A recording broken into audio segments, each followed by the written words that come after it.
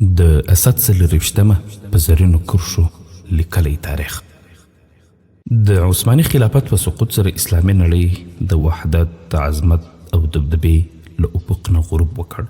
جغرافیه او حکومت یې تقسیم تر تقسیم شوه. په اکثرو مناطقو کې د استعمار ګوډاګیان مسلط شول. افغانستان اگر که د خلافت عثماني د قمنورو برخه نه و، خو له خلافت سره په تاریخي توګه شي او صمیمانه اړیکې پاللې. په ډیرو مواردو کې یو له بله مرسته نه درېغوله. د خلافت په وروستني دور کې افغانستان نه یوازې دا چې یو مستقل هیواد و او پخوا کې هند یا برصغیر د انګریزانو د اشغال برخه وه، خو افغانستان د هند د ازادي خواهانو یوازینی امیدګاه او د تراحي مرکز و. د هند اسلامي انقلابیانو بالخصوص شیخ الهند محمود الحسن شاګردانو محرکینو څخه نیولې تر کنګرسیالانو پورې د هند د ازادۍ په هوډ کابل کې میشتو، چې له امله یې د هند ازادۍ تحریکونه قوي او بالاخره د انګریزانو له منحوسو قدمونو څخه پاک شو.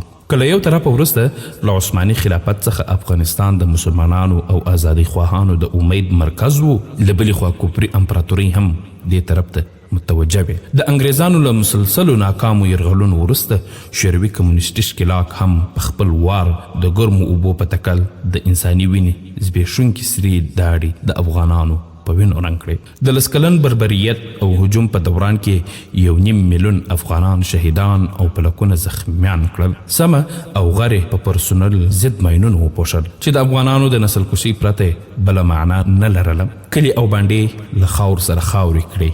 په میلیونونو افغانان هجرت ته مجبور کړل، خو افغانانو میړانه او همت له لاسه ورنه کړ او شوروي ښکېلاک یې بالاخره تیښتې ته مجبور کړ، چې هممهاله ورسره شوروي په روسیه بدله شوه او یو په بل پسې تر مستعمره هیوادونو ازادي ترلاسه کړه. خو غرب او ګاونډي چې د افغانستان له تاریخ څخه خبر وو، افغانان پرې نه ښودل چې یو اسلامي او افغاني حکومت جوړ کړي. له تنظیمونو، ډلو او ټپلو څخه یې بده استفاده وکړه او یو د بل خلاف یې د قدرت پر رسۍ کشولو کې سره ښکېل کړل، چې له امله یې د افغانانو هیلې په ناهیلۍ بدلې کړې او د ویر په ټغر یې کېنول. یو ځل بیا په زرګونه افغانان خپل منځ جنګونو وخوړل، له سره یې مهاجرتونو ته مجبور کړل.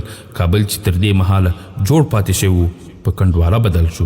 له شوروي پاتې اسلحې په خپل منځ کې استعمال او کباړ کړل شوې. زیربناوې او صنعتي آلات د کباړ په بیه په ګاونډیانو وپلورل شول. تقریبا په هر کیلومتر کې د غلو، پاټک، سلاري او مملوک طوافي حاکمه وه. خلک له اسباب څخه بیخي ناامیده شول. د حالاتو بدلون یو الهي خارق العادت تحول نه بغیر ناممکن ښکارېده. تقریبا د 2 کلونو دغې تورې دورې وروسته د ملا محمد عمر مجاهد په شکل الله تعالی په افغانانو یوه لورینه وکړه. د مسجد له یوې حجرې د ظلم او پاټک سالارۍ خلاف په یوه اهني هوډ سره تحریک شروع کړ او په لنډ وخت کې د افغانستان د اهل سنت والجماعت منظمې جمعیت طلبه په مجموعي توګه سره مرسته را ودانګل او د 5 کلونو په دوران کې د افغان په خاوره یو مثالي نظام حاکم کړ او د هیواد په 95 سلنه شریعت نافذ وګرځاوه، چې د پاټک سالارۍ، بد امنۍ او مملوک طوافي ټغرې په غیر مترقبه توګه سره ټول کړ.